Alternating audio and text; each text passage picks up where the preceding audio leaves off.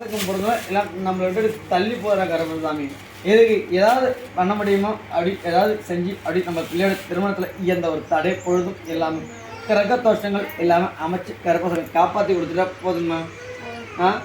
அப்படி காப்பாற்றி கொடுத்துருக்காமா? நீ பயப்பட அப்படி கிடைக்கும் அப்படி வாக்கில் கொடுத்துருக்கோம், பயப்பட தேவையில்லை. நம்மளுக்கு அப்படி நம்ம நேர காலங்கள் அப்படிலாம் கொஞ்சம் அப்படி சரியில்லாதவங்க தள்ளி போயிட்டு இருக்குது, புரியுதான்? ஆனால் நம்மளுக்கு அப்படி பிள்ளை தேடி வந்ததில்லை, பிள்ளைங்க அப்படி தேடி வந்ததில்லை, திருமணம் எதிர்பார்ப்பு வந்ததில்லை. அது அப்படி மறுபடியும் ஒரு முறை அப்படி மறுபடியும் போய் மறுபடியும் தட்டழிச்சு போகுது. அதை மறுபடியும் தட்டழிக்காம நம்ம மனதுக்கும் நிறைவா, பிள்ளைக்கும் நிறைவா, நம்ம குடும்பத்துக்கும் நிறைவான ஒரு பிள்ளையை அமைச்சு கொடுக்குறேன். கருப்பசாமி பயப்பட தேவையில்ல, அமைச்சு கொடுத்து கருப்பசாமி முன்னின்று காப்பாற்றி வாழ வச்சு கொடுத்துறேன். பிள்ளையை வாழ வைக்கும்போது என் பொறுப்பு, யார் பொறுப்பு? என் பொறுப்பு. நான் அமைச்சு கொடுக்குறேன். கருப்பசாமி திருமணம் அப்படிலாம் எந்த ஒரு தடை பொழுதும் எல்லாமே அமைச்சு கொடுக்குறேன். அமைச்சு பிள்ளைக்கும் எந்த ஒரு பாதிப்பும் எல்லாமே தொழில் முன்னேற்ற பதவியும் அமைச்சு கொடுத்து மன நிம்மதியோட திருமணத்தை அமைச்சு கொடுத்து தன் கருப்பசாமி அமைச்சு காப்பாற்றி கொடுக்குறேன். காப்பாற்றி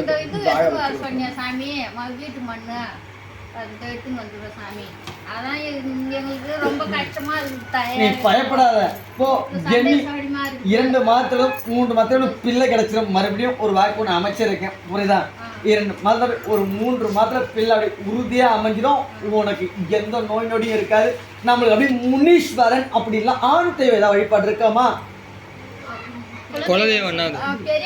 அதான் கருப்பசாமி அப்படிலாம் ஆண் தெய்வம் ஏதாவது கருப்பசாமி பயப்பட தேவையில்ல.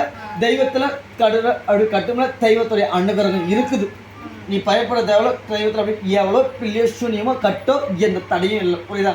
அதனால பிள்ளையோட திருமணத்தை எந்த ஒரு தடையும் இல்லாம கருப்பசாமி காப்பாற்றி கொடுத்து வாழ வச்சு கொடுத்து கருப்பசாமி பயப்படாதா. நான் ஜெயிச்சு கொடுக்குறேன்டா, நான் ஜெயிச்சு கொடுக்குறேன், ஜெயிச்சு காப்பாற்றி கொடுக்குறேன், காப்பாற்றி கொடுத்து வாழ வச்சு கொடுக்குறேன்டா. நீ ஏன்னா பயப்படுற? அமைச்சு கொடுக்குறேன், சத்தமா ஓடியா. நீ உன்னாண்ட வந்துட்டு நல்லா இருந்தது, இப்ப திருப்பி அதே மாதிரி இருக்குது இப்போதைக்கு.